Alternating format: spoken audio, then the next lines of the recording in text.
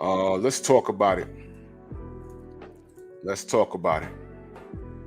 We had an interesting weekend in boxing, and I had some concerns. Derek Chisora was victorious. Shout out to him. The GOAT, Clarissa Shields, victorious. Shout out to her. And I want to talk about is a machine out to get Bud and why I say that. Stormy B man in the building. Salute. Yo, what's good? Yes, sir. Yes, sir.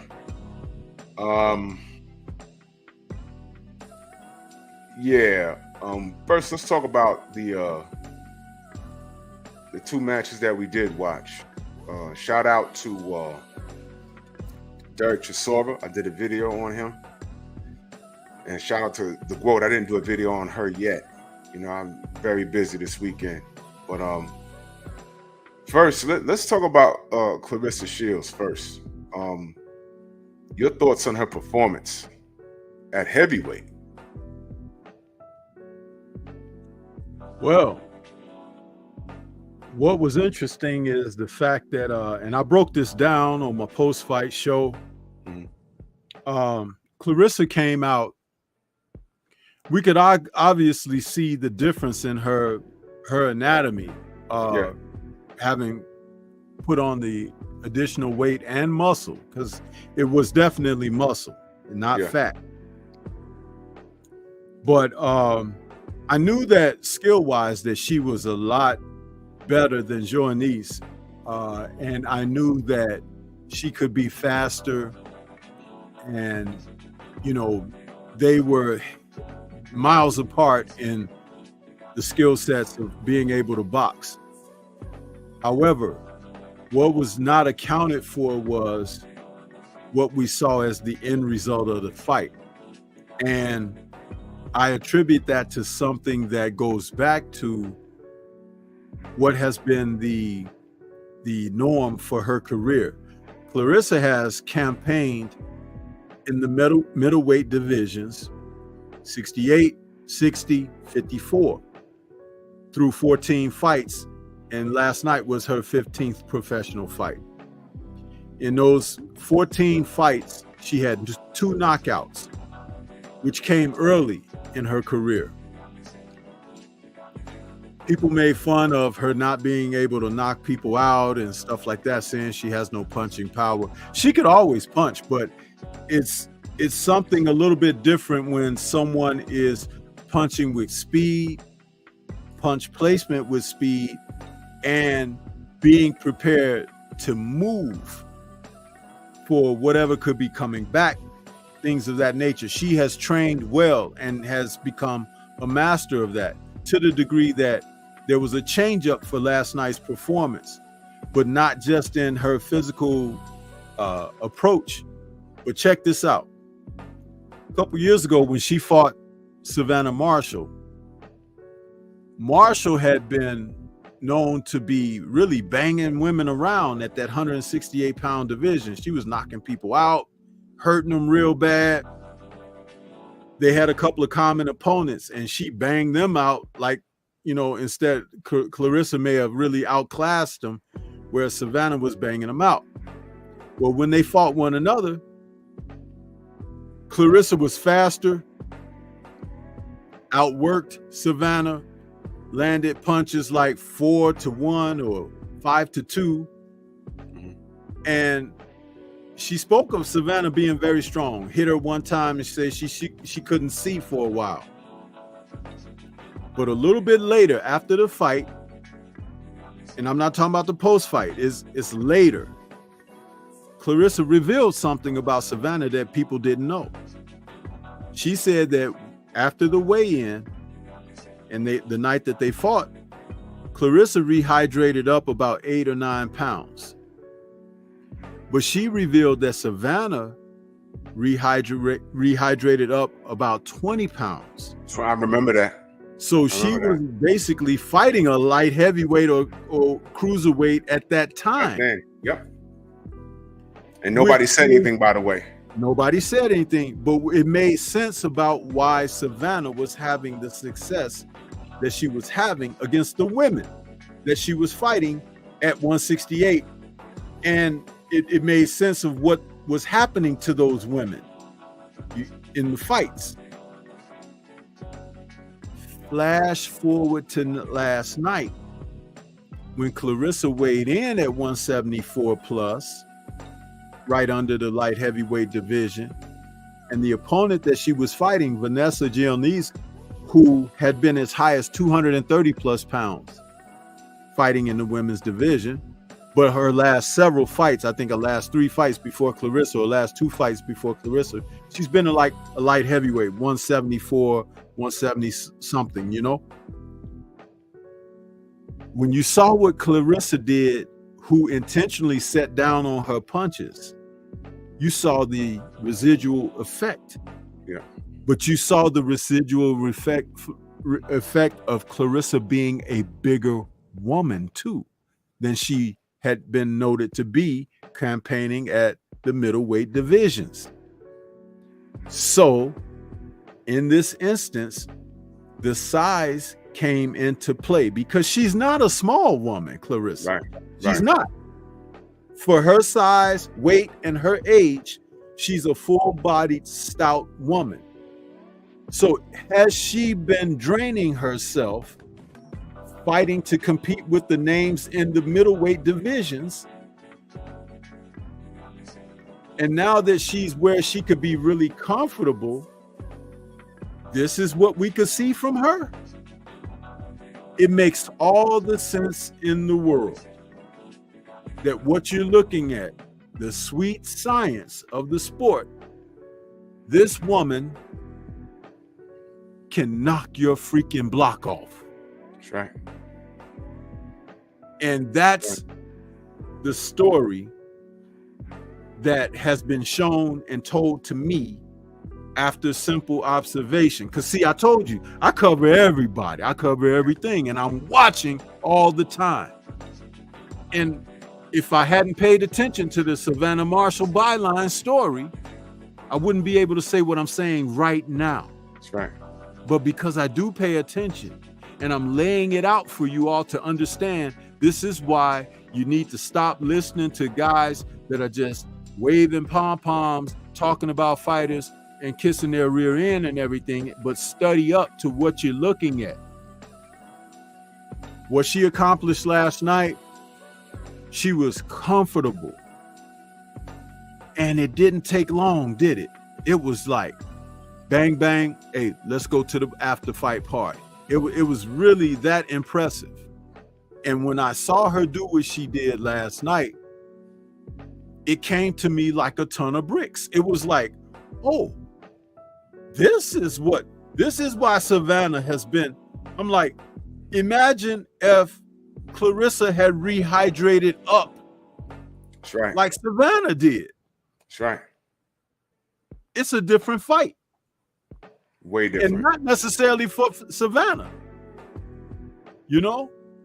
So as I'm looking at this, I'm very impressed. And John David Jackson, man, have we said enough about what he has done? He has been Dr. Frankenstein in the lab with this wonderful fighter right here. You don't have to like her personality. You don't have to like the sound bites that come out of her mouth. But when we're talking about what she does professionally, That's right. she is definitely one of the best to come along in either the men or women's division of the sport. Now stop right there. The highest accolade that I give people when I say things like roll out the red carpet to the Hall of Fame. For example, I said that about Miguel Cotto when he retired, although he lost his last professional fight. I looked at the road travel, what he accomplished, even the fights that he lost. There was controversy behind those fights. And I said, you know something? There's more than one reason why a guy like Miguel Cotto, I'm cool if they put him in the Hall of Fame right now, especially if they have, and I say this respectfully, a guy like a Toro Gatti in there. Why not put Miguel Cotto in there? I'm talking about career-wise, accolades, things like that. Can we say that about Clarissa Shields right now?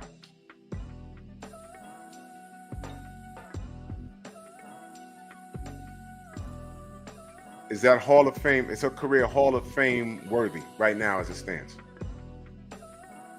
Her career was Hall of Fame worthy when she won her first title professionally, and I think it was her third or fourth professional fight.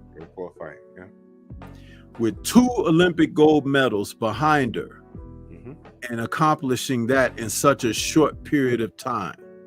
Because remember, almost everybody she's fought professionally, she has fought world class. She hasn't fought mid-range fringe contenders and then some kind of contender. She fought world champions.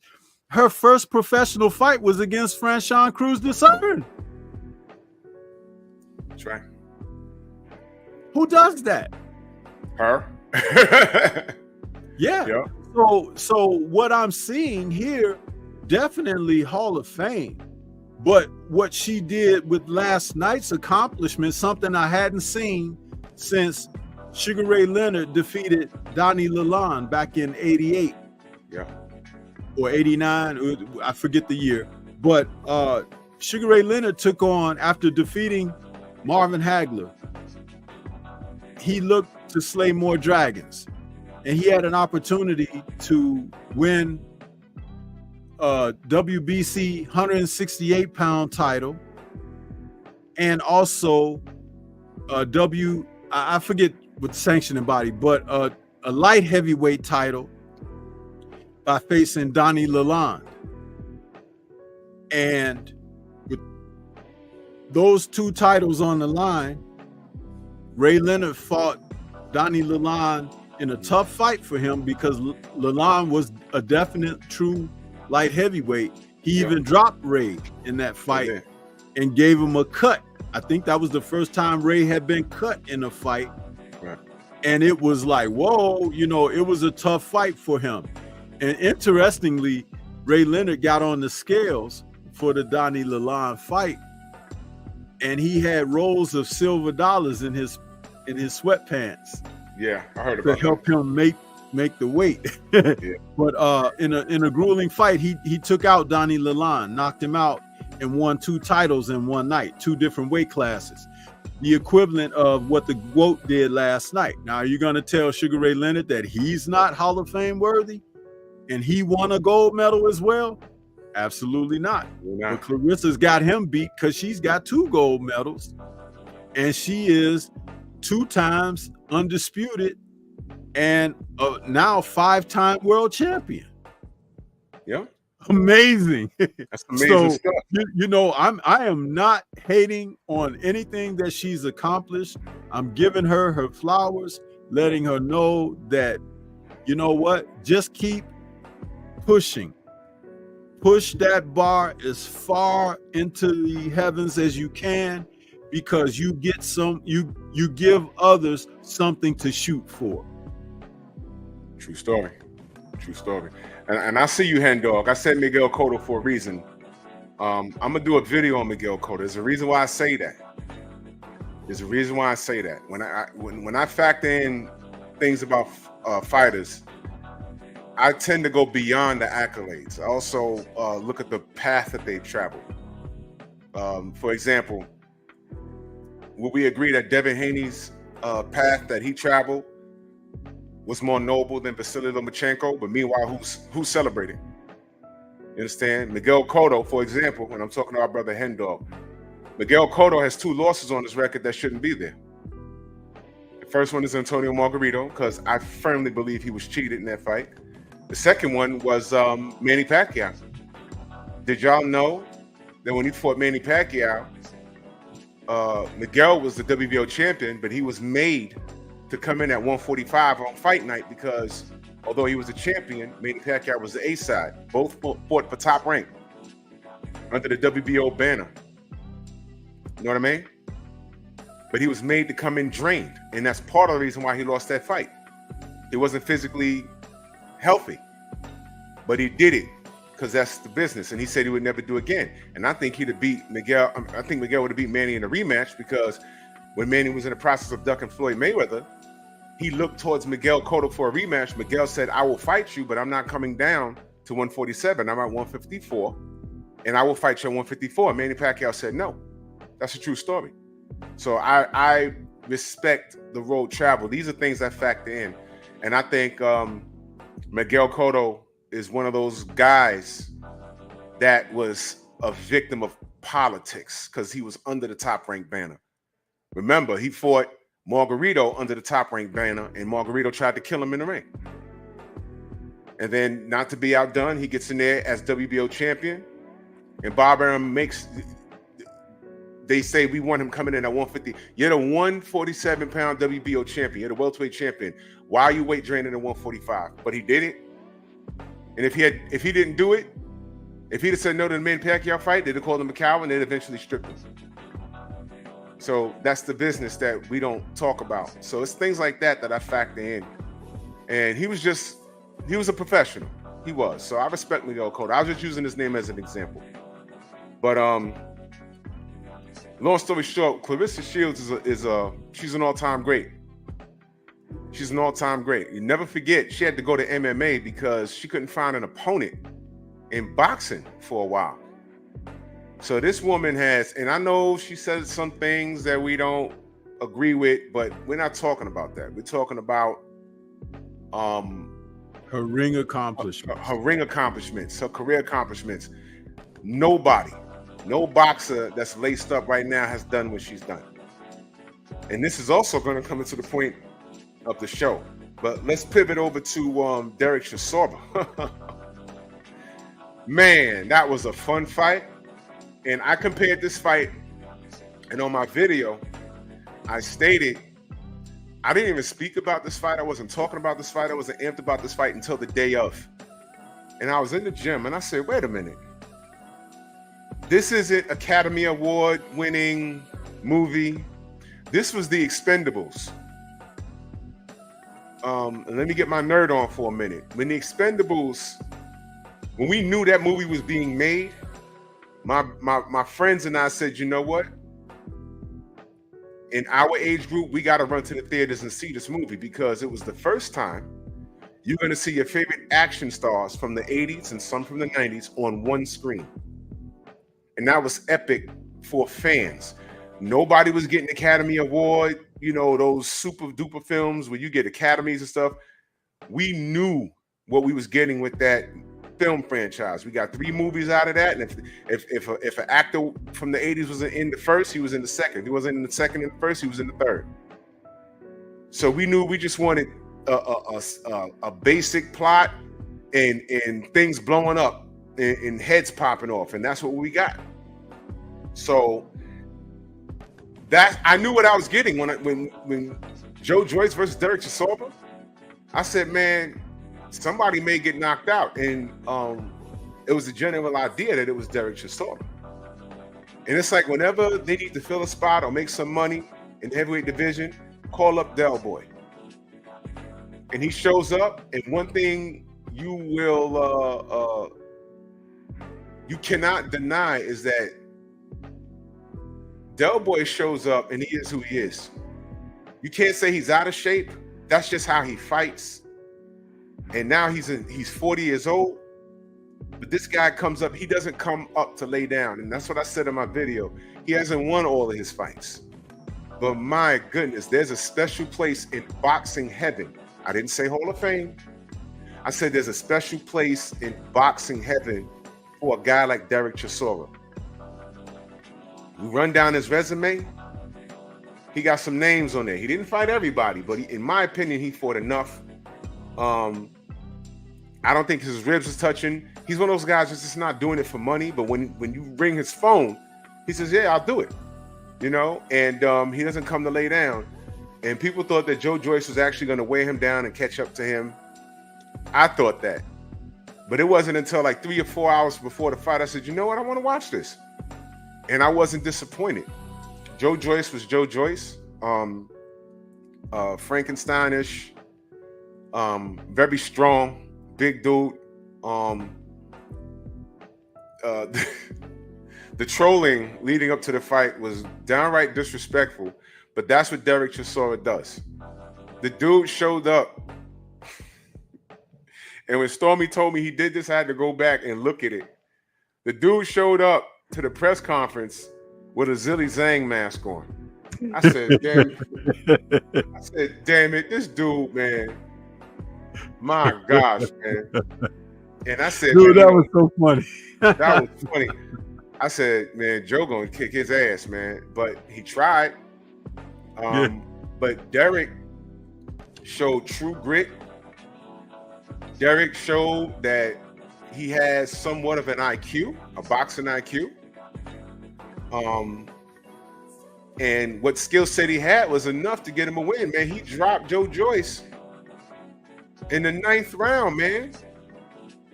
And Joe Joyce, look, he is who he is. He's gonna get hit. His defense is horrible. But he's one of those dudes that if he lands on you, he's gonna hurt you. And Derek did enough not to get. He got landed on, but he did enough not to have that big one landed on him. And they got, I always had that nervousness because when the bell rang, it was a 10-round fight, y'all. There was no belt involved. This was just a fan-friendly fight. And I said, man, if they raise Joe's hand, that's a robbery. And I said, man, I have a feeling I'll be talking about a robbery. But they got it right. Derek won. And I heard he told Frank Warren he has 2 more fights left. I think they have a deal amongst each other. But after that, man, you have to applaud that brother because he leaves it in the ring, man. And that's all you ask for with these guys. Now, where does Joe Joyce go from here? I don't know. There's always going to be a market for him because he's target practice. Either he's going to win or he's going to lose. You understand? But shout out to Derek Chisora, man. That was a fan-friendly fight. And he won. He won, man. Your thoughts on Chisora versus Joyce? I think that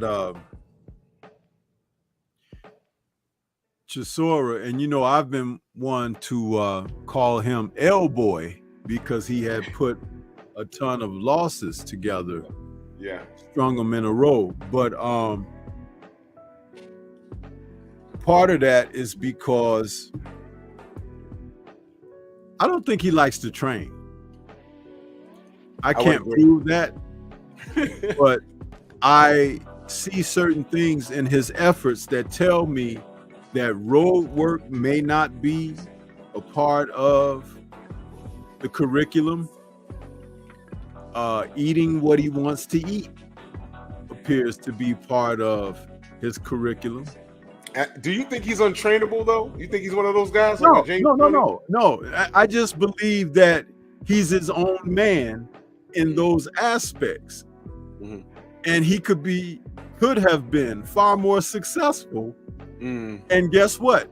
That's his Achilles. But we all have them. We all have our shortcomings. Mm-hmm. And what I can see with Chisora is that those things don't stop him from being Derek Chisora. Mm. In other words, he's the consummate blue-collar worker. When he signs a contract to fight, he's going to come and fight. And he's going to give you what he has on that night. Sometimes he might have a little bit more. Sometimes he might have a little bit less. Or somewhere in between. But it's all due to the Achilles, the shortcomings. And he's fine with that. You can tell. He's fine with that. Because I don't believe that winning a world title is going to make him a better man.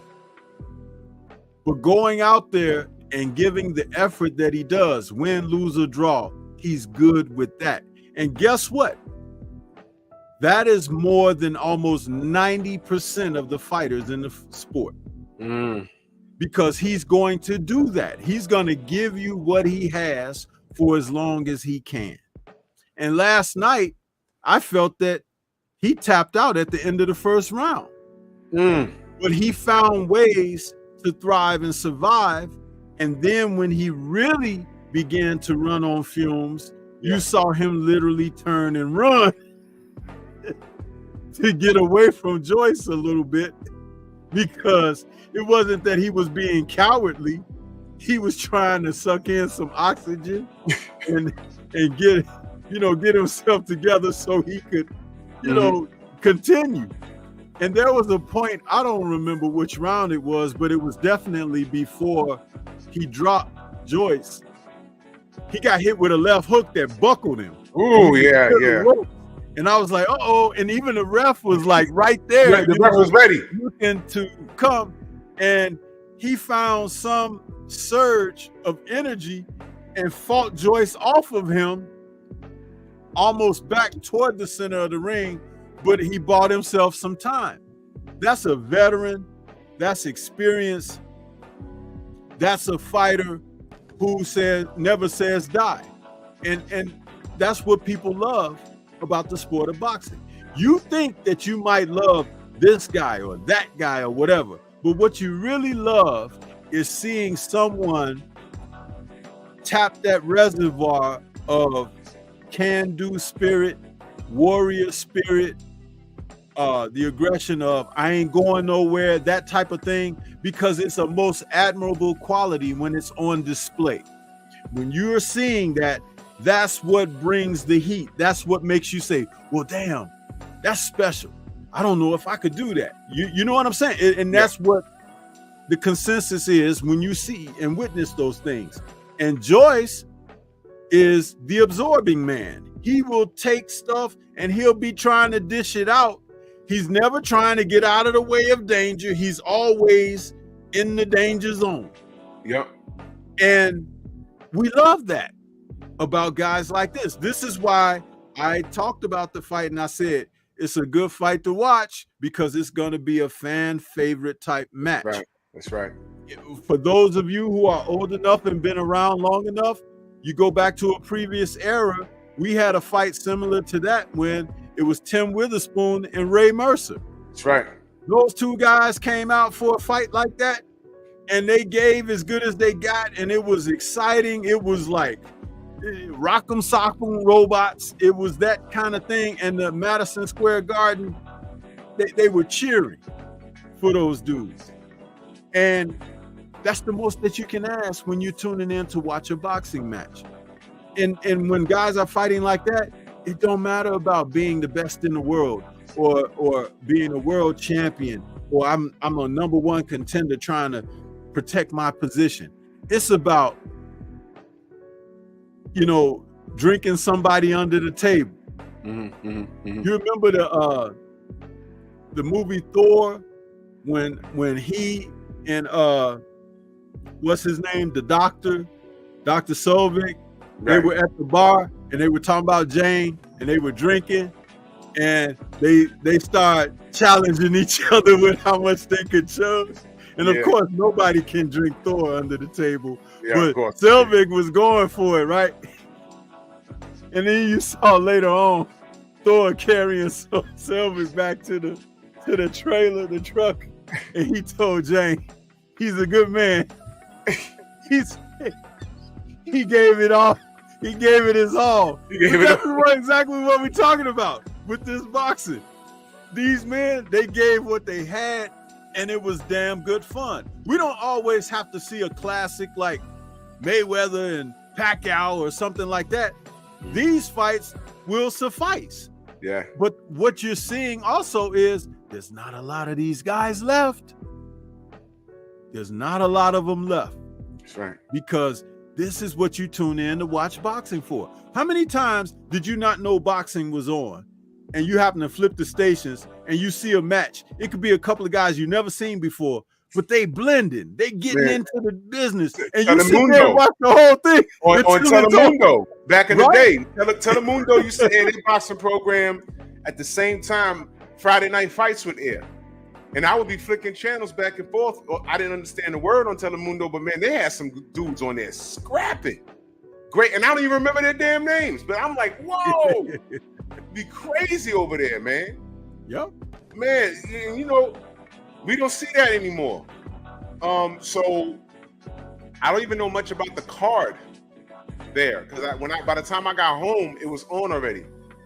But that was a fan-friendly fight, and you know what I was listening to?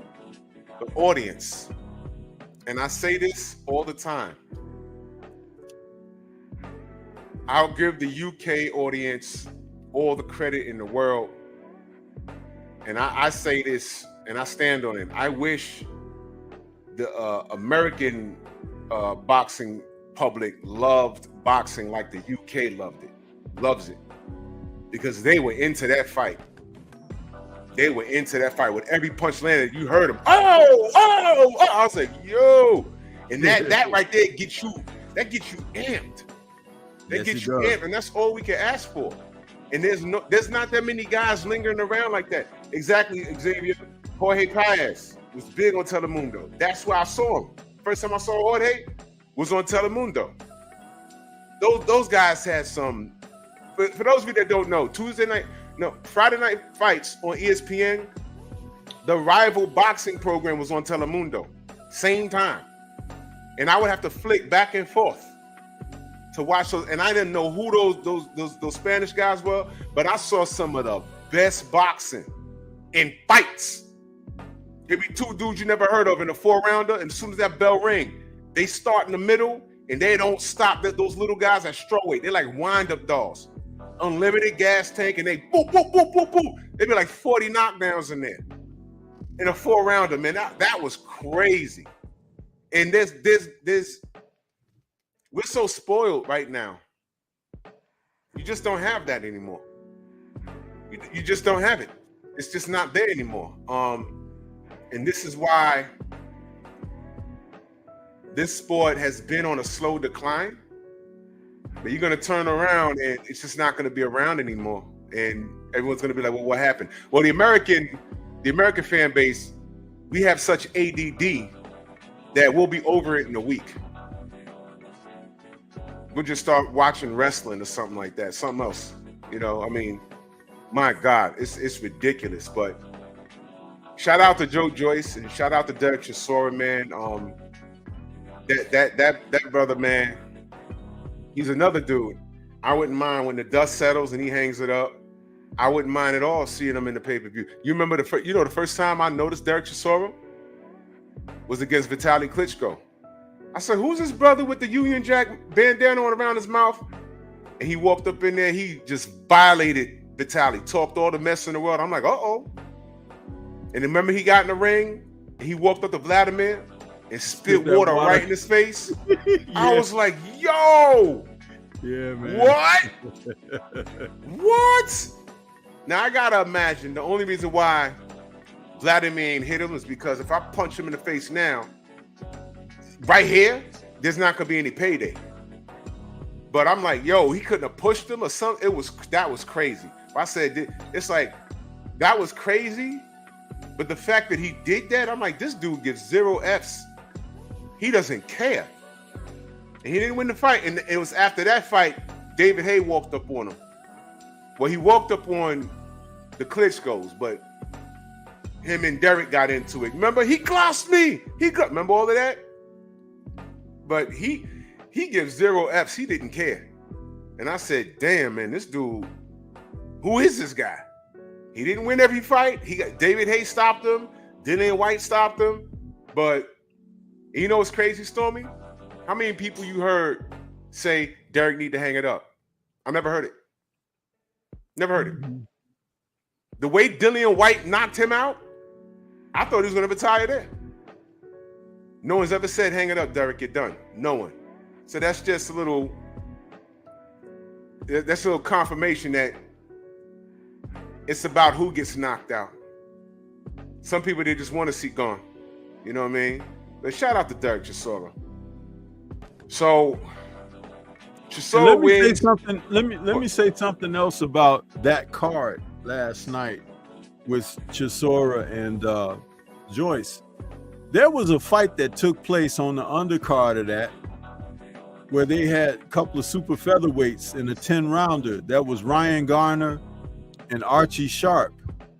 And that was a fight where these two men, dude, it was a rough fight. It was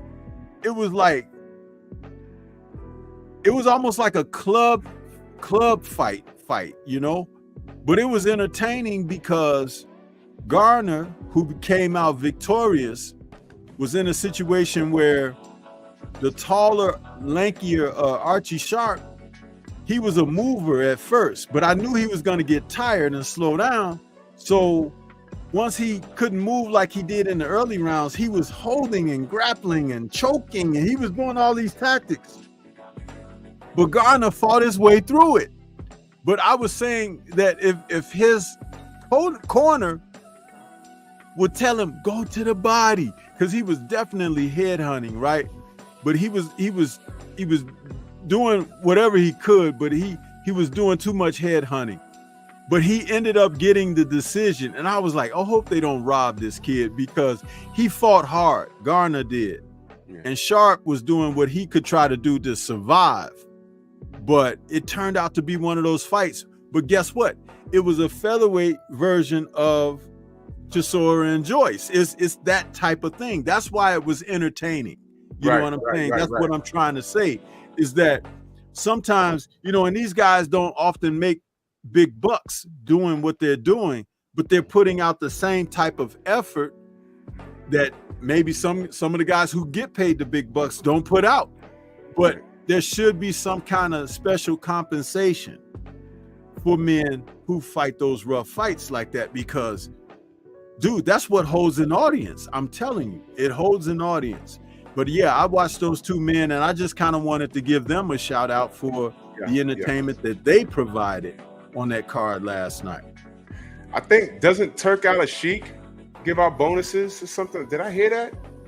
He possibly does. I don't know, but could have swore I heard some. I might be wrong. I could have swore I heard. I know Jake Paul.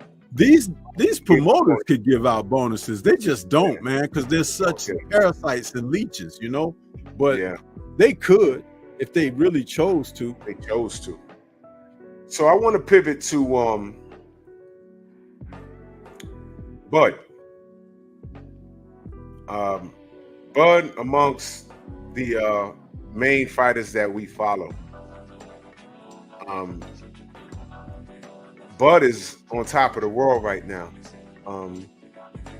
It's a real possibility that he can become undisputed at 154. That's a real conversation. He's not struggling or nothing like that. It's a real conversation. He could become undisputed at 154 when they have him in the same sentence as Canelo Alvarez, and Canelo fights at 168. And when you look at the landscape at 154, he definitely can do it. He could fight Tim Tszyu and beat him. He could fight Sebastian Fundora and he can beat him. He could beat anybody at 154. Jamel Charlo, because I heard he's talking about he's coming back. He already beat Errol Spence. You know what I mean? He can do these things. So it's a real possibility he can do that. Now, I don't care what anyone says. There is a machine out there that works against black fighters. Oh, Drew, here you go with the racist stuff. Yup. History proves me right. Emotion proves me. Your emotion still proves me right. The fact that you want to deny what I'm saying is going to prove me right. Domino the Dominant. Here you go. He says Bud hasn't fought anybody 154. Stormy, did I say it's a real possibility, or is it definite that he can become a champion at 154? I said it's a possibility. Did I not say that? That's what I said. I said it's a real possibility. Pay attention to detail, recruit. Pay attention to detail. I said it's a real possibility. Possibility. He can beat any. It's a possibility he can beat anyone at 154. Errol Spence hasn't fought anybody at 154. Let me say this. Mm-hmm. And after this, I'm not giving him no more attention whatsoever. Mm. Bud hasn't fought anyone at 154 yet, right? And he's fighting this coming Saturday for the first time at 154. So what the fuck is your problem, dude? That you got to come in here and try to drop something like we don't know what the landscape is. Oh my God. You are listening to us. We're not listening to you. Don't come in here trying to explain, because you and I are not going to have a conversation. I said, once I finish this comment, you're dead to me. Because it's people like you that we can't get ahead. You are one of those that try to shoot holes in whatever we do at any given time. Right now, the conversation, Drew was getting ready to start talking about Bud and something very serious regarding Bud. And here you come chiming in. And the reason that I've taken this position right here, because I want this brother, Drew, to do his thing. And we will eliminate what you have to say from this point. So don't even try. Because you can consider yourself, like I said, dead after this. Okay? This is his channel, but I don't know who you are and don't want to know who you are. Sit back. Listen, let this man talk. You don't have to try to tell us what we already freaking know. We are the content creators bringing this information out here. Because believe it or not, a lot of people don't follow it like that. They follow when the fights are being made and everything, or they get the news from platforms like this. But when there are people that are interjecting like yourself and diverting and pulling us off course, where we have to be correcting and everything, it sets things back. There's a such thing called decorum. And some of you idiots need to learn it. And it doesn't matter if you're an older man or a younger man, because there are fools from the scale of birth to death.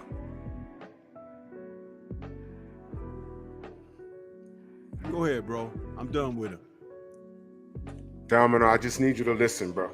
Okay? I just need you to listen. I just need you to listen. I'm not trying to argue with anybody over this. You know what? Moving forward, I'm not arguing. Listen, don't I always tell y'all this is boxing how I see it? I'm not trying to argue with nobody, because you know what? I know I'm right. What's the title of my show? That last part after the word victorious? What does it say, y'all? Can y'all do me a favor? After the word victorious in the title of my show, what does it say after the semicolon? Put it in the chat. What does it say? What does it say? It says what? Y'all see it? When I talk about a machine, what do you think? Now, this is amazing, bro. This is amazing. This is amazing. It was just last year, people were calling me a Bud hater. Just last year. And I had to clarify, I'm not a hater of Bud. I just didn't understand his business, his mind. I was thinking it in all the simplicity, because all I wanted was the fight. I wanted these brothers to fight. Now I need y'all to just pay attention. This is what I was saying. I said 60-40, which what Errol was offering made sense, because Errol was the draw. He got Dallas behind him, and Bud hasn't pushed the same numbers that Errol had. So I said 60-40 is generous. Right? But what I didn't know, when Errol put out that tweet and said, I feel like I'm being played. And I said, what is he? I said, who's playing him? What's going on? And then the fight got made. And I said, yo, I said, wait a minute. They got quiet and fight got made. In the middle of that, Floyd Mayweather came in and said, that fight's not made until I announce it. And I said, wait a minute, what does he have to do with this? What does he have to do with this? And then that tweet came out. I feel like I'm being played. He wasn't talking about anybody from Bud's team.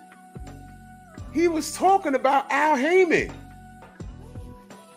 Like our brother, the War Report says, Odd fella, what do you call those boys at the PBC? He has a slogan for them, and it's brilliant. And I said, hold on, we're not getting Errol wants to fight, Bud wants to fight. And then when Floyd came in and said the fight's not happening until I announce it, and I was like, well, he has nothing to do with this. He did. But Errol stepped out and made the fight. And I said, oh my God. I owe Bud an apology. Because it was deeper than I thought. Now, true, Bud didn't articulate it well at all. That's why they tell you you could be accused of a crime and be totally correct. But lawyers tell you, don't try and defend yourself. We wouldn't recommend it because you could get tripped up. You can get tripped up by legal lingo. That's why they say don't defend yourself. Get a lawyer.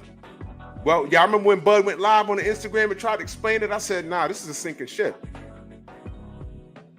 But he wasn't lying. And here's why I'm asking the question, y'all. Is the machine out to get Bud?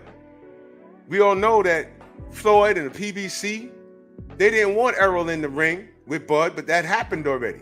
You saw how Errol ended up. That's fine. They were supposed to rematch at 154, right? It hasn't happened yet. He skipped the line. He's getting a Fundora fight. Right? I don't like that, and I fucks with Errol. This man down over here. I don't agree with how that's rolling. I'm calling it how I see it. Right now, Bud is what we call, quote unquote, everything now. Undisputed at 140, undisputed at 147. All right. Now he's at 154. All right. And it's a possibility he can accomplish the same things at 154. I said possibility. All right? Is it not a possibility Errol could go to 154 and beat Fundora or beat anybody? It's a possibility. We won't know until the bell rings. But who's Bud facing? Bud is facing a guy I am completely uneducated about. I do know he looks like Gennady Golovkin, and that concerns me. You know why? Not because of skill set, but the machine. What do we know about the machine? And who's in the machine? The machine is an in crowd. Floyd's a part of that machine. Al Heyman's a part of that machine. Bud now is a marked man. So when I talk about this machine, I just bigged up two black fighters, Clarissa Shields, Derek Chisora. Bud is a representation of who we are or who we're supposed to be in this sport. Bud hasn't sold out.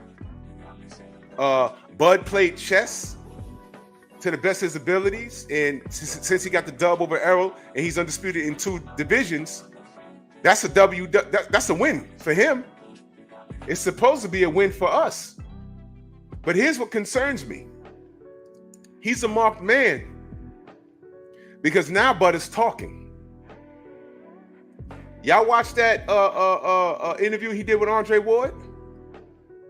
Now Bud is talking. You hear what he said about what Shakur Stevenson needs to do? Did he not say he needs to what? Go the Devin Haney route? Oh my God. Whoa!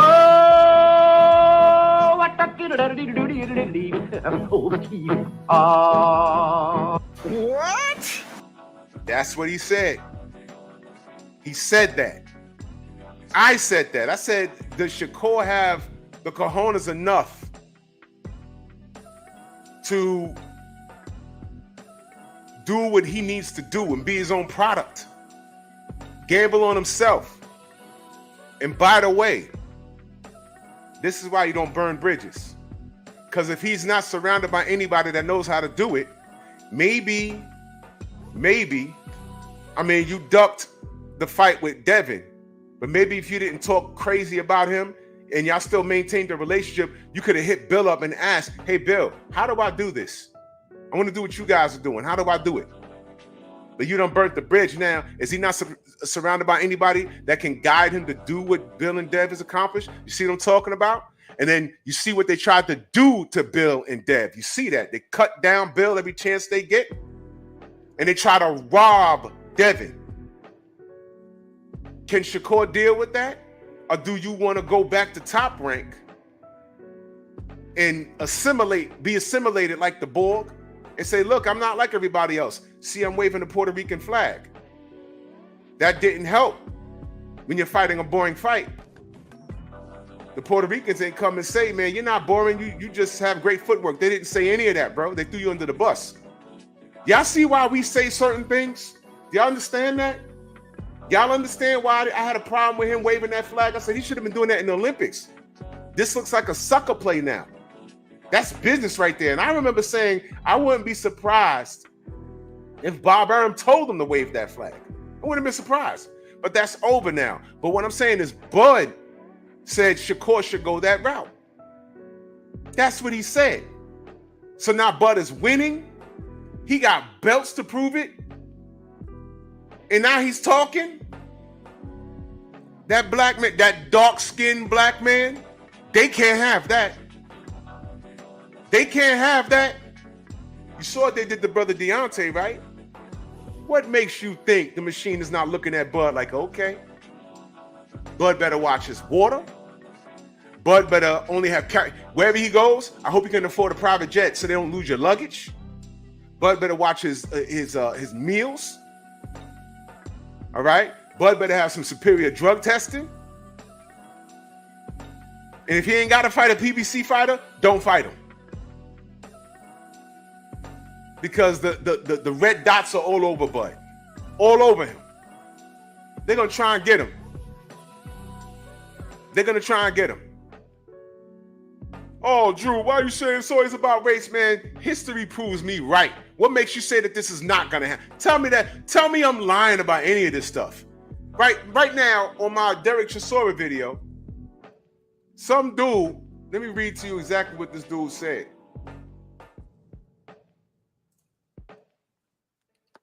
He said in the comment section, he said Derek Chisora. Wait, hold on. Let me go back here then. He said Derek Chisora. He referred to him. Let me read it to you. Because I didn't block him. Oh, that's funny. I can't see the damn. No. I can't see the comment because I asked him. Oh, he said, because I asked him in my video, I said, Derek Chisora has a special place in boxing heaven. This dude, Jack Dominiak, he says, no, he doesn't. He's a thug.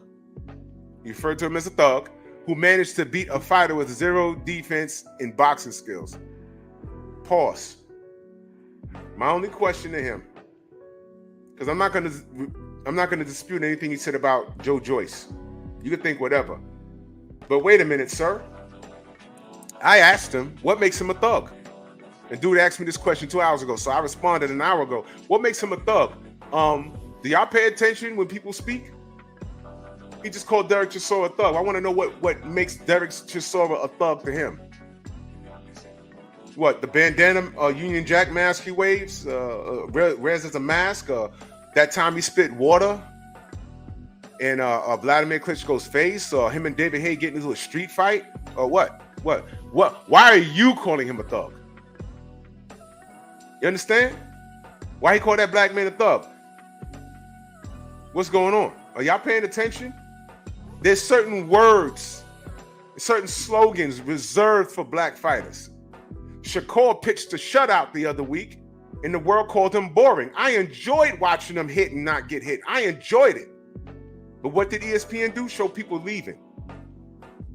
That term boring, name one white fighter that was referred to as boring. Name one. And don't tell me there's never been one.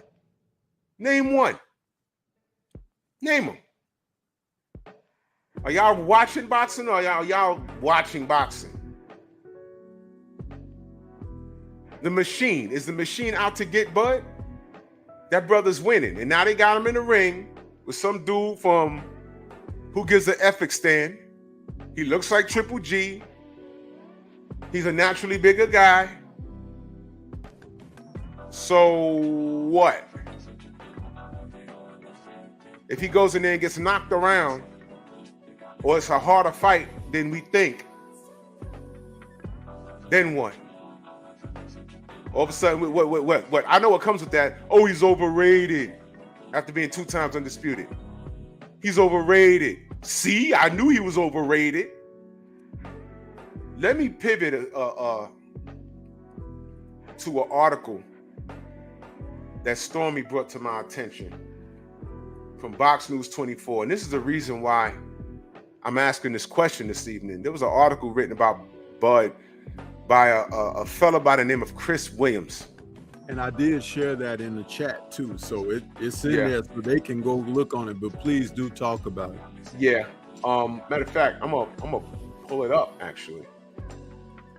I need to know if you people, what do you mean you people? You people, I need to know if you guys are paying attention. Let me say this. Do you guys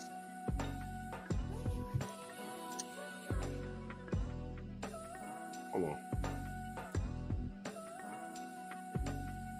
Okay. Get out of here. Do you guys remember me? Yeah, we're not even gonna do that. You know what I'm talking about. Y'all remember when I read this article from Boxing News 24? In that article, this dude was talking about Devin Haney. And I'm reading this article and I'm like, okay. And he says, in order for Devin Haney to reach the upper echelon of superstardom, he has to fight these fighters. He said Sandor Martin. I said, I didn't know that he was a draw for Devin to be beaten on to become a superstar, but whatever. You know, I guess.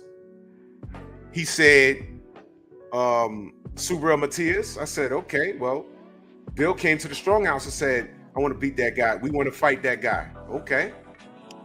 We're still waiting for that phone call from Team Matias, by the way. Remember when I said it was the longest week in the world? Still never contacted Bill, but whatever. But then the dude said he has to fight Bud Crawford. He had to fight Errol Spence.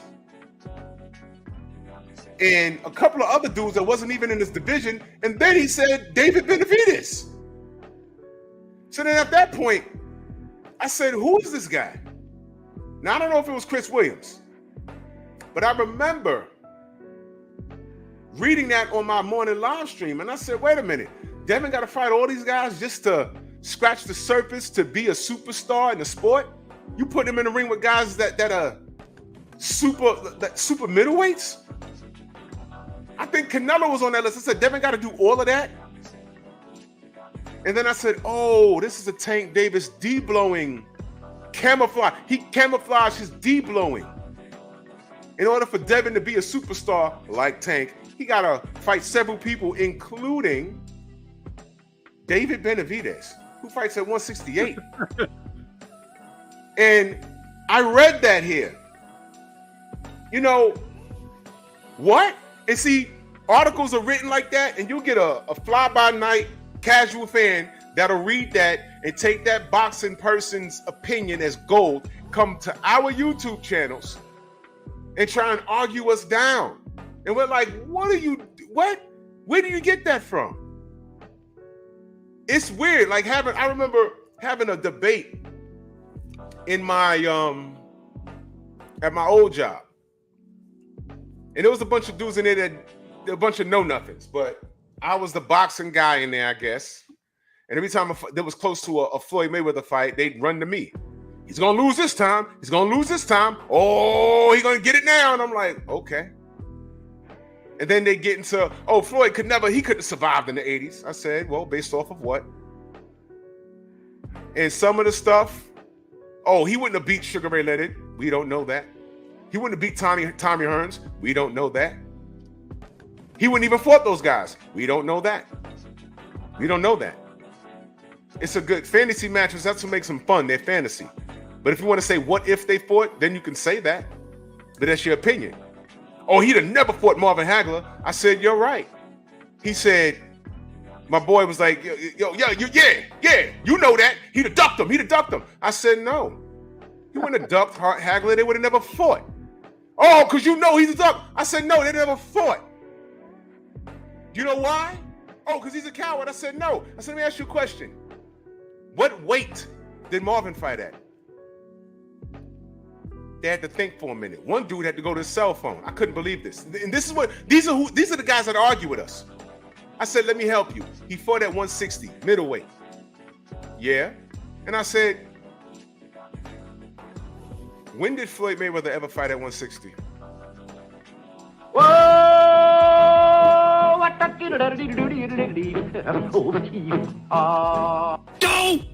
They would have never fought. Marvin wasn't budging off of 160. Floyd would not have gone up to 160 to fight him. Period. Triple G wouldn't even accept a challenge from Andre Ward. Right, and see, and I met Stormy, and I was in the middle of all of that. I said, where was this smoke when Andre Ward called out Triple G in the boxing public, said, Andre, shut up. You're trying to bully the smaller guy, but why don't you go up and fight the killer, KK Kovalev? Y'all remember this stuff? And you see, you know it was strange, but typical? Ask me the ethnicity of the people arguing me about Floyd, but not getting on Gennady Golovkin's helmet. They were all black. They were all black. So this is what I'm saying, y'all. You gotta listen. And I'm talking to the brother Domino, the Dominant. You gotta listen, brother. I'm going to make a point. Errol Spence ain't have one fight at 154 yet either. But he comes right in to get a title shot instead of running it back. And coming in off of a loss. And coming off of a loss, he's getting a title fighting shot. For a title. That's some Vasil Lomachenko type mess right there. That's the business. And I fucks with Errol. But this is the business. How many times y'all heard me say, I understand the business of boxing, but you cannot make me like it. Was that fair, y'all? Was that fair? I mean, honestly. Now I understand. Deontay Wilder get a title shot coming off of a loss. Now I understand. Errol is in a position that he can pretty much do what he wants. He told Bud, I don't do lines. True. True. Am I mad at him? No, exercise. Listen, flex, bro. Flex. I'm all about nepotism, especially when black people flex it. I'm all about nepotism. He's connected with some people, and they say, oh, look, it's more. Look, and it's further proof. Errol has more belts now, and you know he has a huge accolade. He beat the man that beat all those men. That's cool. That's cool. But as supporters of the sport, I wanted to see him run it back. He said, I was weight drained at 47. Okay. 54. He was going to give you a rematch at 54. And we're not even getting that yet. But you want to jump in the ring with Fundora? I understand the business, but you can't make me like it. I understand it, but you can't make me like it. So now with all of that happening in our face, I'm looking at Bud. There's concern. I gave you the Floyd Mayweather analogy for a reason. I don't deal with Floyd, but in that atmosphere, I had a bunch of black dudes in my locker room at work that wanted to see him lose. And I didn't understand that. I said, what's wrong with y'all?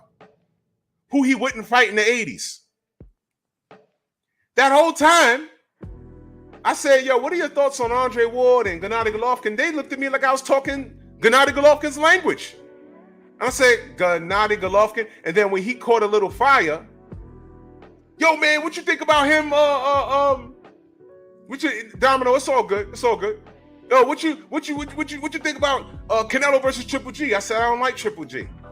And there's nothing that Triple G did personally, but my beef with Triple G is the same beef I have with Lomachenko. Same beef I had with Tyson Fury.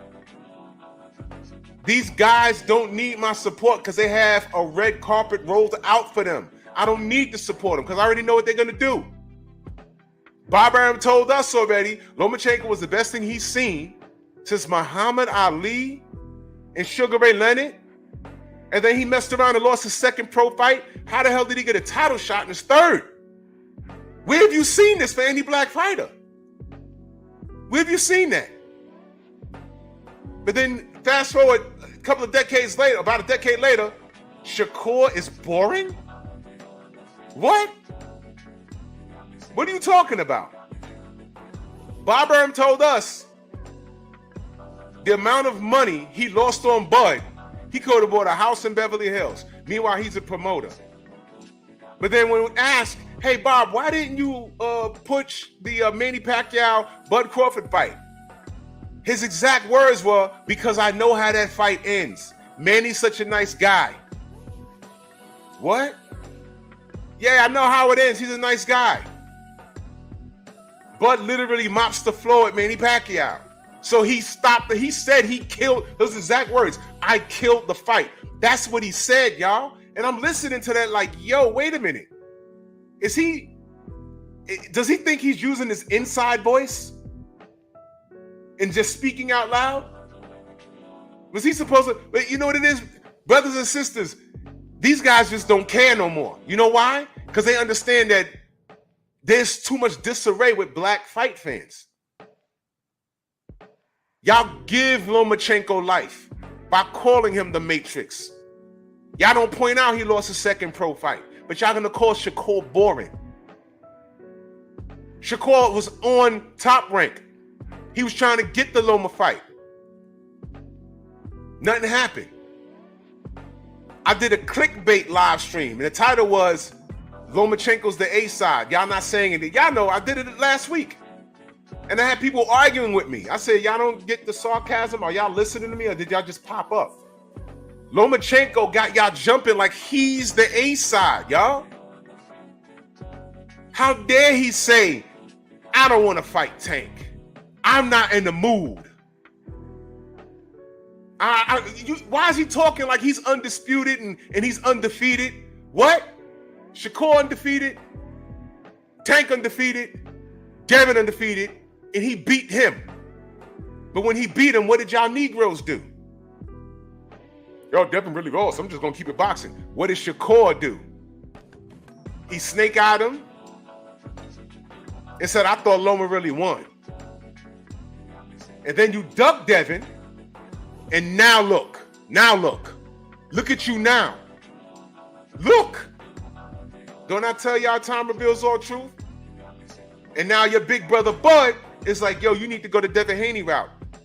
Do you have the balls to do that, Shakur? I already told y'all. I'm just watching it play out. This machine is not for black people. Floyd Mayweather sold his soul. Andre Ward, that thing with Kovalev, it's strange. Don't bully Gennady Golovkin. They use the term bullying. Even when I pointed out to these fools, I said, Gennady openly ducked Golovkin. He said, I'm going to go to 168 to fight Chavez Jr. Ward chased him away from that idea twice. He said, if you coming up here, you coming up to fight the best in the division. It ain't no Chavez Jr. And when Ellie Sekbeck asked him, he said, Ward, he's a good boy, but he's too much for me, not today. And if you read the comment section, there was people in the comment section saying, oh, his English is bad. He didn't mean that. No, we heard what he said. You know why? How could I believe what you say when you see what you do? That's like, yo, you's a sucker. You's a sucker. I'm going to do this. I'm going to do that. I go to the fight and I see you. I look right at you. You don't do nothing. There it is. How could I believe what you say when I see what you do? They do that to us all the time. Oh, I'm going to do this. I'm going to see you at the fight. I'm going to do this and I'm that. And they got their chest poked out on their internet channels. And then we at the fight.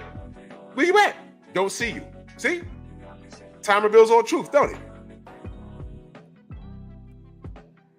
Ward chased Triple G. He made his behind stay at 160. As a matter of fact, by the time Triple G went to 168, he fought Canelo a third time. He made sure he poked his head around. He poked his head into the room. The 168 room and said, is Ward retired? He's retired? You sure? He no come back? Okay, I come in room now. That's what he did. But they told Ward, you're trying to bully Triple G. But they wanted him to go up to fight KK Kovalev. And he did. He beat him twice. And Ward said, you know what? I'm getting out this. I already know what they finna do to me. And he got out the game. And now he's sitting down talking to Bud. And Bud is speaking freely about... Bud knows what's going on. But before he spills too many beans, he's a marked man. Ain't no racism in boxing. Oshaki's getting his rematch. But they want to make sure they gave him an L in the worst possible way.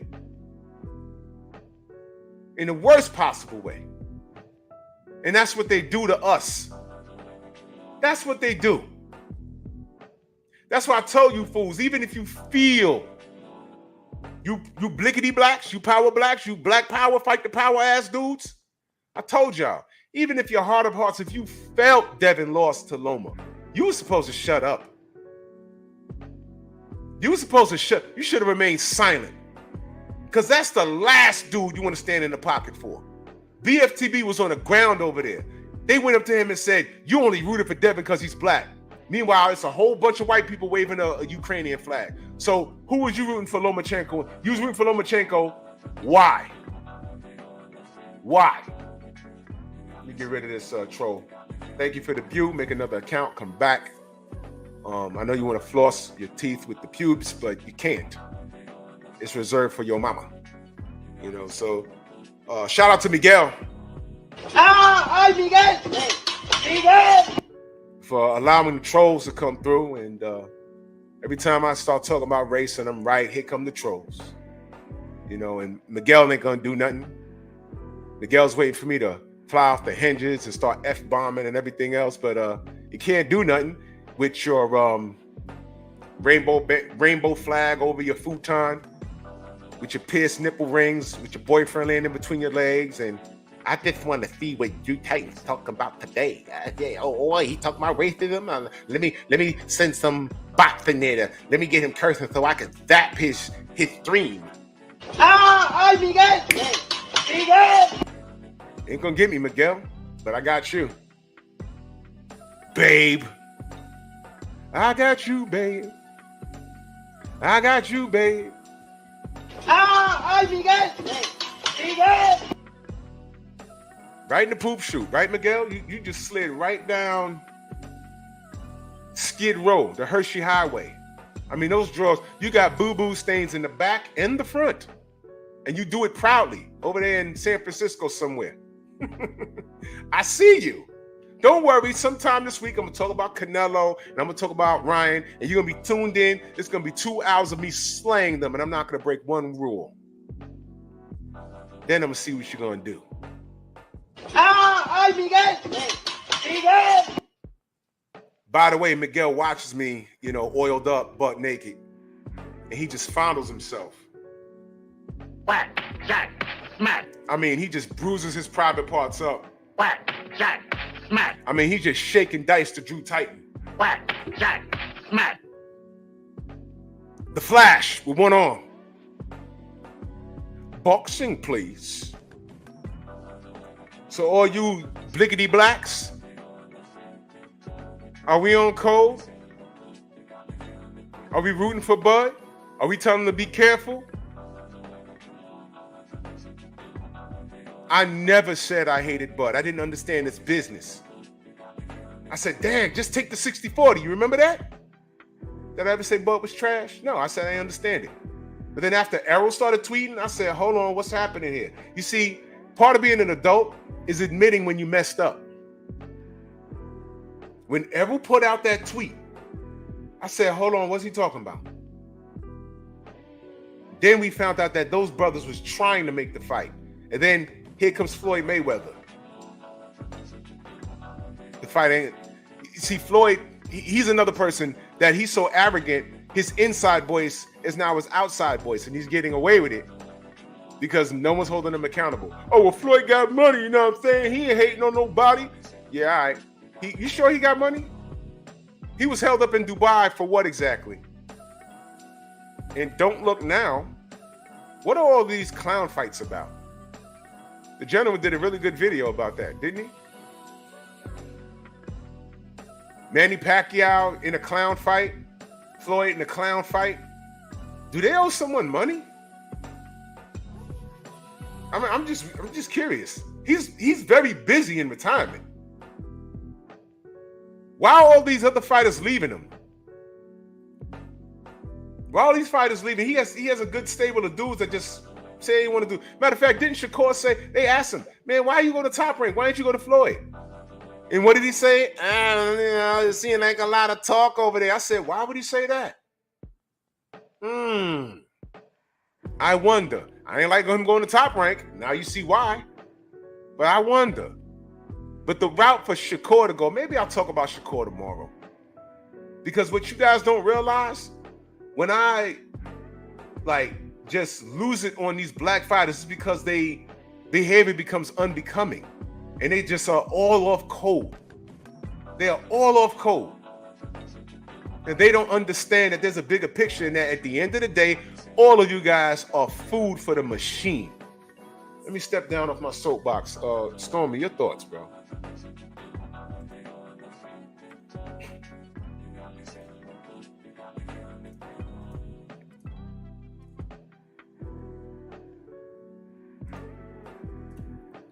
Are you on mute? Wait, hold on. Yeah, my fault. I had muted myself. Yeah, you cooking so good. I don't know what to say about it, but you know, these situations where we could see, like, if you're talking about what Floyd has been doing, hey, listen, Floyd has been tampering. You know, in the NFL, they got that thing that they talk about. Tampering, when guys are going to be free agents and coaches might want to leave and go somewhere else for a different opportunity or whatever. Yeah, there's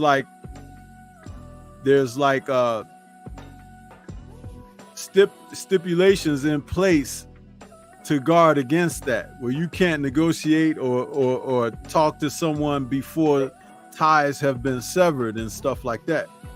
There's nothing like that in boxing, really. Where promoters, they know and they talk to each other behind the scenes. 78 did a great video on that. You know, and then we recently saw the interview that Bud and Andre Ward did, where they talked about that. So the thing about it is, there doesn't seem to be anybody in place that can hold or uphold integrity for the fighters, especially if the fighter is inexperienced. You know, guys go pro, they sign a contract. When that contract comes up to an end, they may have fought a certain amount of fights or something.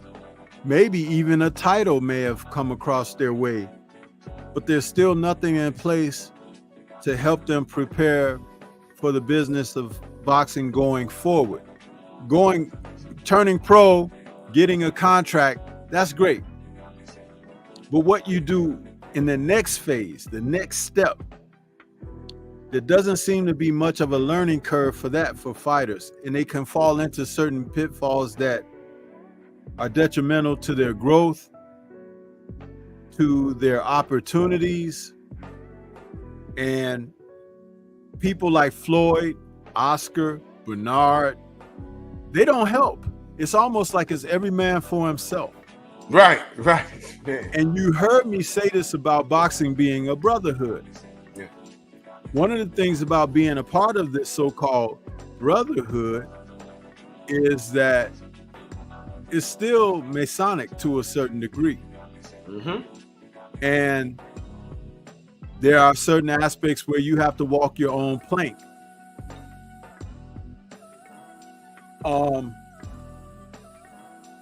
People are frozen out, which we don't like to use that term. It happens. Yep. People are set up. It happens.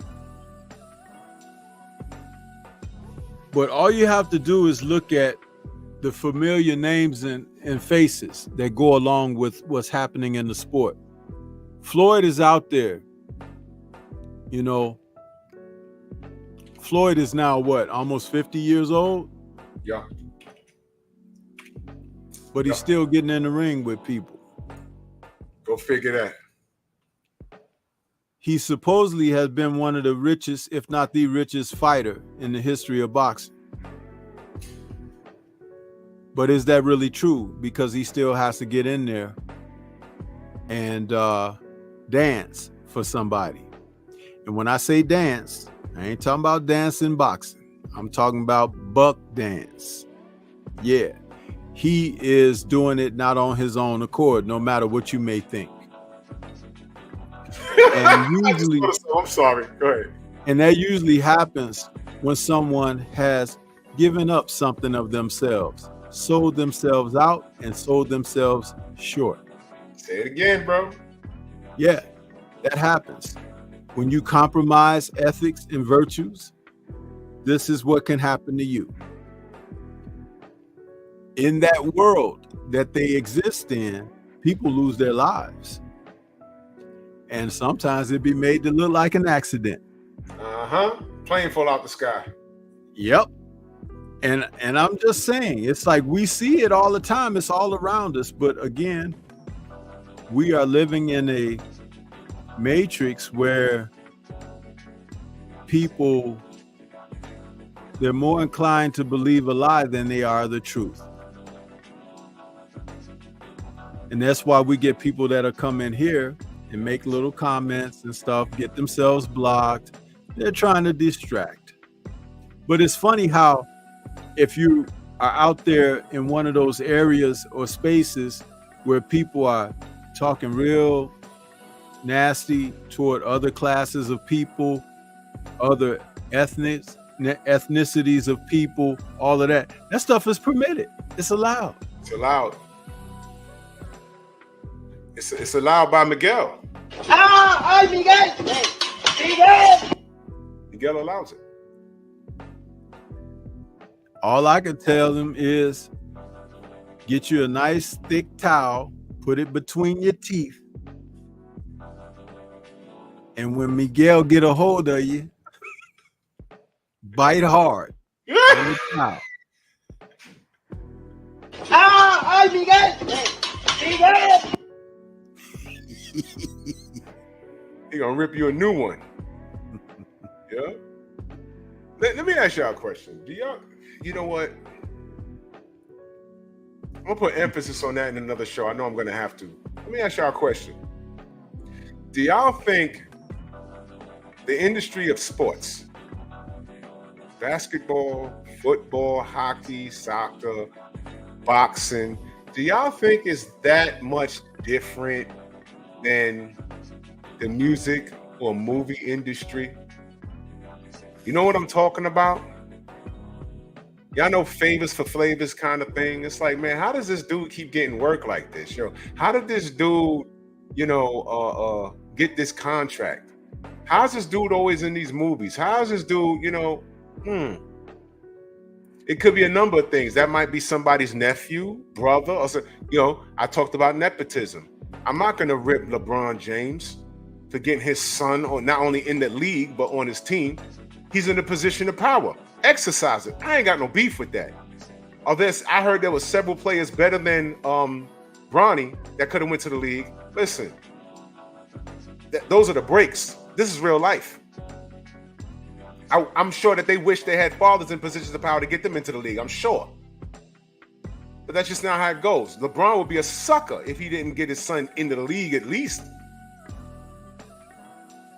Do y'all think boxing is any different from the music or movie industry? We've all heard stories. Right here in this chat, y'all might know people that was the next, next great NBA player or at least bench rider.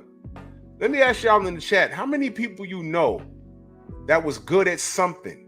Acting, sports, and they were right there, and then next thing you know, they just got a regular job. And you're like, what happened? And they really don't want to talk about it. It's like, I was right there. Yeah, but you went and tried out and you said the tryout went good and next thing you know, you're home. I know several people, and a majority of them are from the music industry. And you know why? They're not bouncing around on some stage and rapping or singing. You want to know why? And I ain't going to say no names. They didn't sell themselves. Is that a broken wrist? ¡Ay, Miguel! ¡Miguel! Y'all didn't hear Rachel when she was on here? She said, man, these mid-card fighters, it's amazing what they start talking about when they get a little drink in them. Literally have to tell them, oh, stop talking now. Stop. Tears down their face. What they had to do. What do you do when your mortgage is due or your rent? You got kids in school. Your wife's not working. You have a day job, but you're behind on the bills. Your credit score, your middle score is a 312. And they say, you're a good fighter. We can get you on the mid card and you can make 50 racks tomorrow. Well, in 3 months, 50 racks. And we can give you 25 up front just to get you out. Oh, that's great, man. Finally, someone's seeing my skill. Yeah, but listen. You know so-and-so at D Blowing Promotions? Yeah. He got a fishing trip coming up. I don't fish. That mid-card, that 50 racks? Yeah. You want it? Yeah. You want the 25 up front? I can wire it to you today. Well, yeah. You fish, my boy. I don't understand. You fish, my boy. ¡Ay, Miguel! ¡Miguel! I don't understand. No, wait.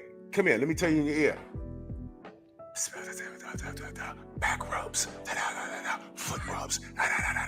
Baby oil.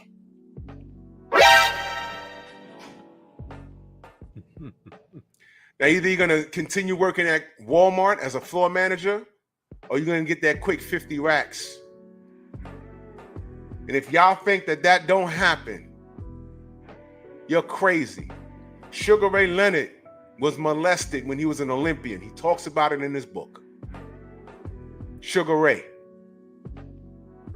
There's another reason why Ryan Garcia, I said his name, Miguel, I said his name, but Ryan Garcia said he went through something. He's crazy, but I do believe somebody touched that kid. I do believe that. That I believe. Who did it? I don't know. Did his father ever deny? Listen to this, y'all. You know why I believe someone touched him? They justify everything he does, but no one has ever addressed that to his parents. Yo, man, look. Somebody said that they played. Your son said that somebody played with his backside. They never said, yo, he's making it up. That's the narcotics talking. That never happened. Did his father ever say that never happened? They don't even address that. And old media don't even ask it. They just say, ignore him. He's young. Somebody done touched that kid. No one did? Prove me wrong. I'm going for what he said. Is he a liar? Yeah. But this nervous breakdown, all of this stuff, there's something else going on. We said the same thing about Adrian Broner. We suspected that. Whatever. But my point is, what makes you think that don't happen in boxing? I said all of that to say this. Why is Floyd Mayweather Jr. so quiet now? How did he become a part of the in crowd? Why was Bernard Hopkins so quiet when the racist emails came out from Golden Boy? It was deeper than him just being a part of Golden Boy. Do y'all know Bernard Hopkins' humble beginnings? Him not getting the shine that he felt he deserved? An undefeated a win streak all these years at middleweight? Maybe he was tired of busting his behind. So he decided to let someone bust on his behind. Oh my God. ¡Ay, Miguel! Why was he so quiet during those? There's a lot of black people in the boxing world that are quiet on certain things, and I don't understand what's going on. Or do I? Or do I? Y'all think I'll be playing when I throw that around? I'm not really calling you out your name. I'm calling you what you are, on how you behave. If you're part of that broken wrist, fine. Yo, listen. Why y'all acting like y'all don't know? It's like that on jobs. You get to work. It's like, I've been working here for 2 years. Never late. Never took a day off. How this chick just start last month and she in the boss's office just doing paperwork? Ain't that much paperwork in the world. How is she in there? Why every time she leave his office, she wiping his mouth? We know what time it is. What makes you think that don't go on in boxing? What makes you think that? What makes you think that? So when I said those things about how Tank moves up this ladder, he was buddy with Floyd, I was like, this is a little suspect. When I told y'all, I don't like that little boy, because to me, Tank's a little boy, doing these videos, bouncing around in his underwear. I don't like that. I feel like someone told him to do that. Now I'm gonna put something together for y'all. And this went right over y'all head. Al Heyman. Bro, listen. We heard some stuff about Al Heyman. I heard some stuff about Al Heyman from a dude that spoke to him. But whatever. But here's what I'm saying. I'm not sure he decided to do those videos. He had 2 videos when he was in his underwear dancing. I'm like, grown men don't do that. I don't care if we're in this era of trolling and all this stuff. Grown men don't do that, right? I said, I wouldn't be surprised if someone said, hey, man, you should do a TikTok short, you dancing and slapping yourself on the chest and behind. I don't want to do that. Well, I don't know. You might want to. Why? Well, next time your plane crash, you might not walk away. Whoa! Go! Am I reaching, or did Tank not have a plane skid off the damn road? Y'all remember that? Did y'all forget about that? Did y'all forget about that? It was a little plane crash. It didn't take off. I think it skidded off the road, though. Now, y'all think I'm reaching. I promise you I'm not. When I talk about the machine, you ever heard of this thing? We've seen it in movies. You heard it in the movies. You'll never work in this town again. Do you know what that statement says? Okay, you're telling me no, but I'm so connected that you won't be able to get work anywhere. Because I know this guy, that guy. Don't we say that about that 24 karat community in Hollywood? They run everything. That's what we heard, right? So if one movie company says, okay, I don't want to work with this guy, all they gotta do is pick up the phone and call their cousins somewhere, or their friends, or someone from the broken wrist community over there. Oh yeah, make sure when this guy comes, nope, because he's not coming. So when he comes to you, shut the door in his face.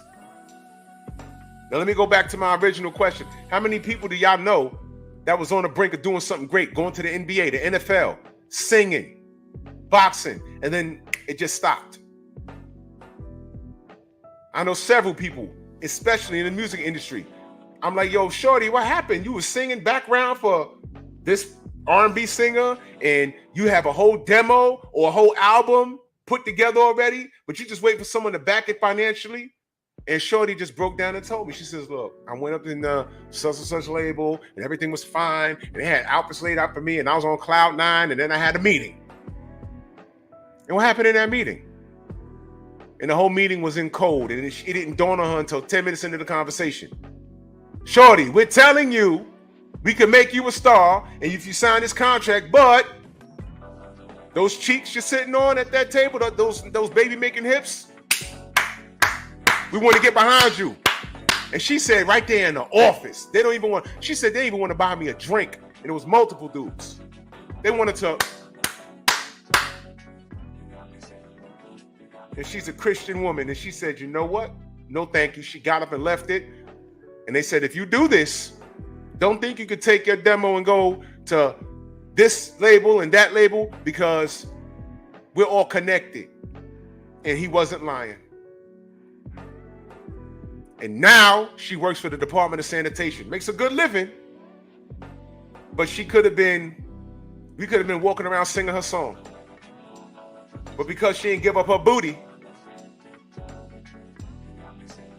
So when I look at Tank and I say, man, the ultimate marketing scheme. I can't gauge this young man. He hasn't put it in. His resume is not as good at 135 as the other guys. And I'm not saying he can't fight. I'm just saying he's benefited from marketing. What's going on? And what's going on with those videos of him dancing in his underwear? And what's going on with his plane skidding off the road? What's going on with that? What's going on with him and Adrian Broner at a club and Adrian Broner trying to kiss him on his mouth? What's up with that? What's up with that? What's up with that? What's up with that? Y'all think I'm ODing? Okay. All right. All right. Where's Amir Imam? There's a name you haven't heard in a long time. What happened to him? Do I need to get Randall Bailey back on the show and ask him, yo, man, he was on here. He said, I'd rather work a 9 to 5 than deal with boxing. Really? He wasn't a bum. Why is that? Why did he get on my live stream and start crapping on Al Heyman? I had to hit him with the monkey video. But maybe there was certain things that I did not know. Because I be in protection mode of a lot of black fighters until they do something stupid to the point where I can't protect them anymore, that I can't justify, like Tank. So I said all that to say this. Is the machine out to get Bud? Bud is definitely not the type to be booty clapping in somebody's office. In fact, he did it his way. The accolades that he's achieved is by his own work. He played chess and it so happened to work out for him. And he's telling Andre Ward, another guy that got away from the system. He's telling Andre Ward, Shakur need to go the Devin Haney route. So now he done bigged up Devin Haney. Blasphemy. Blasphemy. He said it, not us. Haters. So now what? Bud is on their radar, y'all. So y'all better pay attention to this brother's fight next week. He's on the radar, man. Check the water, check the food, check the transportation. Y'all think I'm just talking. All right? You ain't gonna call me a liar. What you got on that, Stormy? He better check the people that's around him too. Damn right. Don't forget that part. That's a very important aspect of it. Because just like when people were laughing about Deontay Wilder saying that he felt like he needed to make some changes in his camp, and it began with getting rid of Mark Breland. Yep. Hey, people were ridiculing him for that. But where's Mark Breland working presently? Exactly. Where he been? Who he working for? Think Sold about out. it. See, these are the kind of things that, you know, the stories are there. And then remember, when someone like Rachel Donaire, who's about as close to the sport as you can get, and who's married into someone involved into the sport, if you don't want to listen to people like that, you know, delete yourself, because you can't get more proper than that, being right on, spot on than that. That's right. You know, people who were victimized during the 9/11 situation, anyone that's still around today that could tell you a story, why would you ridicule them? Why would you say, oh, you just, you know, why would you? And this is a person who's survived and lived through something that could share some information. But see, this is where we are in this present age, that people don't want to listen to sound counsel. You know, that's been a subject that I've been talking about a lot as of late, because it's apparent across the board. Yep. Across the board. You just shared that situation regarding the woman who was going for an opportunity in music. There are doors that could be opened to you for you, but you have to open other things. And that's not always a good thing. No. It's not. It's not always a good thing, man. And a desperate person might be willing to try anything once. That's why when somebody says everybody has a price, no, they don't. Everybody doesn't have a price, but that softens the blow for themselves when they can say something like that. That's right. I don't have a price. I work inside of my framework. It's you know what? I'm good. You want a little more gravy? You want a little more sauce? Very minimum, please. In fact, no sauce. That's how I'm going to work. You know what I'm saying? Good. No sauce, thank you. Yeah. You know, matter of fact, vegan. It's like no meat. No meat. Miguel. ¡Ay, Miguel! ¡Miguel! So you gotta hold tight, man. Oh, that's wrong terminology. Anyway. Yeah, But you get my drift. It's like, listen, when we say what we say, there are people who can get it, and there are people who gonna get it, and there are people who should get it, and people who ain't. So you just got to figure out what lane you're in, and the lane that you might be in might be the wrong lane, because when you get up there close enough to where you can see what's happening and it look like somebody's going over a cliff, you're in the wrong lane. If you in that one that you see where it's like veering off curve to the right or to the left, you're in the wrong lane. If you're in the one where it looks like things are looking up and going up, you might be in the right spot. Yeah. To be determined. Boy, I tell you, bro, it's a shame that what's common knowledge to us, the generations a couple of decades behind us is they don't pick it up as game. The atmosphere, the atmosphere that we're in, they tell them to brush it off. They tell them to call us haters. That's the terminology. Mm-hmm. So they're incapable of grasping what they're saying because they have such an infatuation with whoever it is. They can't fathom what we're saying.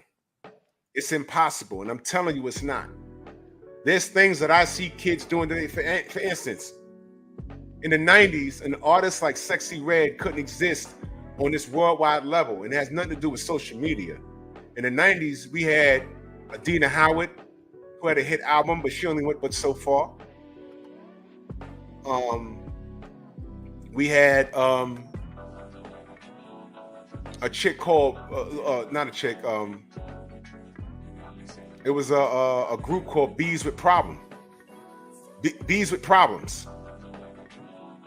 And there was another girl that, there was another group of girls that were being very profane and glorifying smut culture. But it was short-lived. But my point is, all those women that do that, and that's their gimmick. Now Adina Howard, she's a grandma now. She got salt and pepper hair. And what's her legacy? A freak like me. That's her legacy. Are you kidding? Are you kidding? Look at Little Kim now. She looks like a monster doll from the Chucky movie. It's sad. And what happened to Bees with Problems? What happened to them? It was a gimmick. In 20 years from now, are we going to be rejoicing and reminiscing about Sukiyana and Sexy Red? No, we're going to be talking about how they were a black eye to our community and how did this slip through the cracks. I'll tell you how. When we didn't address it. How the hell did we get from Lauryn Hill to that? I don't know how that happened. By the way, Lauryn Hill didn't go as far as she could have gone because she had principles. She had principles, and she would not walk around with a thought. And trust me, she had the body to do it, but she would not sacrifice herself like that. That album, The Miseducation of Lauryn Hill, oh my God, that's a classic album.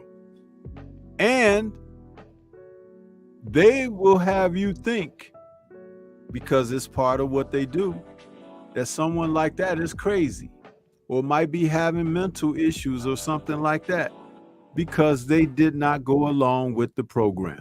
That, Stormy, spot on. Y'all know, do y'all remember how they tried to bury that woman? Every still shot that you saw of her on TV was her singing, but it made her face look crazy, and it would zoom in on her. Oh, she was married to one of Bob Marley's sons, and he knocked her up and left her, and it made it seem like she was a train wreck. Now, she was a victim of a lot of circumstance, but how come we didn't tell the old media, yo, shut up and get off our sister's bumper? She had tax problems. You know why those tax problems went away? The artist formerly known as Prince quietly paid off her IRS debt, and it was in the millions, from what I heard. Might have been less, I don't remember. But he quietly paid it off. But then she just went in obscurity. She just stopped doing music. And then when she would have appearances, they say she showed up late. They stayed trying to drag her. But they get these hood chicks named Sukiyana and Sexy Red and put them on Front Street. So never mind Lauryn Hill. But look at this. Look at what we put in front of y'all. See what I mean? Now, what makes you think the music industry isn't any different from boxing?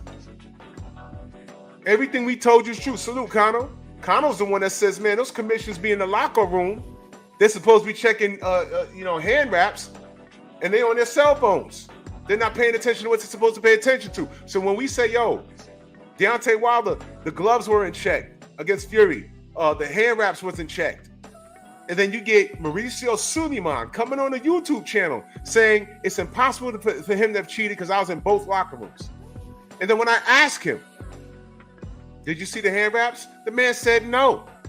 I thought you was in both locker rooms. You said that to say that the cheating was impossible because you was in both locker rooms. Then you get on here and told Fred at the barbershop, when I asked you, did you see the hand wraps? No. Did you see who put on the gloves? No. So, but what did you just say in the article? The guy's lying. He's playing in your face and y'all just right over the head. Why? Because a black champion who isn't even supposed to be this far in the deep in the business of boxing. His career, Deontay Wilder, was under promise and he overachieved. And he tricked a lot of you Negroes into talking crazy about him.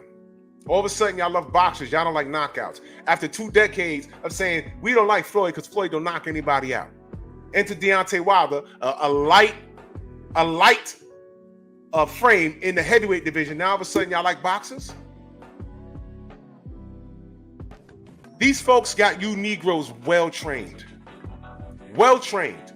And all I'm saying is, I'm asking, is the machine out to get Bud? I'm going to tell you yes. All of you Negroes that think you're in the in crowd, Tank just illed out with Floyd. And now Floyd's quiet. And now Lomachenko's saying, I don't need to fight Tank. I don't feel like it. And y'all went more crazy on Devin than y'all are on Lomachenko. Y'all don't even want Lomachenko. You know why y'all don't want Lomachenko to fight Tank? Because Tank fans really think Lomachenko has a chance. Not my problem. You know what y'all don't want to deal with? What if Tank gets in there and loses to Loma? It goes around 12 and Loma gets the nod. And let's say it's a robbery. And I'm watching the fight. I said, nah, Tank went easily 7 rounds. Easy. But they still give it to Loma. Y'all know not to come to my channel and gripe. Y'all know not to do that. You think I'm going to drag Tank? I'm done with that. All I'm saying at this point is, look, see, told you. Didn't I tell you this is going to happen? I told you. It's going to be one long stream of I told you. I told you they were going to get this kid. He's beefing with Floyd. Floyd's a part of the machine. He's a part of the machine. What you mean? Somebody at corporate at the PBC is not going to get no more booty slapping shorts from Tank? They were buck breaking that kid. When are y'all going to understand this? And now he thinks he can do it himself. I'm Tank. All I need is my fans, and I just need to knock people out. Okay, young man. Okay. Don't go fight Isak Cruz in a rematch at 140 after you didn't break bread with Devin at 140. Don't do that, bro. You see it? You see the corner he painted himself in? But I don't want to get off all onto that. When will y'all realize that everything I talk about these fighters, these young black ones, it was from a place of concern? Y'all don't want to hear it. You want to call me a hater? Fine. I'm your Huckleberry. Call me whatever. But the machine is strong. Bud needs to be careful because now he's acting as if he's his own man. He is his own man. He has accolades to prove it. Do you think they want him being undisputed at 154? Watch this. Do you think that they want him beating Canelo? Miguel! Something that he could definitely do. They're the same size. In fact, Bud got a bigger reach. And guess what? Didn't Freddie Roach say, man, we didn't want to fight Bud because of the Floyd Mayweather effect? Meaning that he was a superior boxer, but Bud will go for it. Bud's a killer. That's why they didn't want that Manny Pacquiao-Bud fight. What do you think Canelo's thinking? Ain't gonna come down to that weight. Canelo could come in at 168 and rehydrate to 170. Bud will come in at 160 and come in on fight night at 160 and outbox Canelo. Why we act like we ain't never seen Canelo get? Come on, bro. Bud is on the brink of doing something super duper. If he becomes undisputed at 154, skips 160, and beats Canelo, even though Canelo ain't got all the belts, the point is he had him. Do you know what Bud's on the brink of doing? That's why I said, do you think they want a dark-skinned black man from Nebraska achieving all of this? No. No. It's time to get on code, y'all. But, you know, whatever. Y'all do what y'all want to do. I know what I see. Closing thoughts, Stormy. Every day is a battle when it comes to the sport of boxing. And you have to pick the fights like you pick fruit at the market.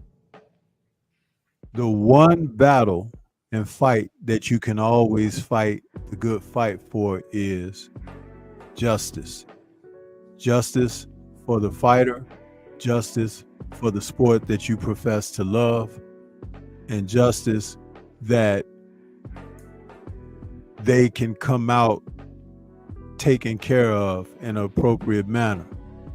As long as you want to display favoritism, overshadowing what's important at the end of the day for personal selfish means and needs, you can be disappointed. I have found aspects of the sport to really sink my teeth into and love, because the seediness of the sport is enough to make someone who has a certain level of intelligence to walk away. Yeah. And that's one of the reasons why I don't talk about the dramas outside of the ring, foolishness, curses, who's being promoted by who, and things of that nature. I talk about the health and welfare of the fighters, the necessity for them to be appropriately compensated, fighters being matched up with quality type fights that can show them improving, and to put on the type of fights that you like to see. That's the realm of which I operate, and I have found ways to enjoy the sport by clinging heavily to that. Mm-hmm. Anything outside of that, you can find some trouble, as well as anything outside of life. That's why the comment and quote that Clint Eastwood once made in one of his films, a man's got to know his limitations, Right. is so important. If you have no idea what your limitations are, you may need to do some self-checking, self-observation. But it is gluttonous to be out there and think that you want to be a part of everything and be involved in everything, because you're going to lose the most important thing, and that's yourself. So with that being said, those are my thoughts. I dropped the link in the chat. What my channel is Stormy B Man. That's Stormy B Man in all caps. But when you come around there, just understand that there is no cap. You know, salute to y'all. You need to understand that we I say this, and it's no longer a joke. We have a love for the sport that doesn't love us back. And I'm not the go along to get along kind of person. The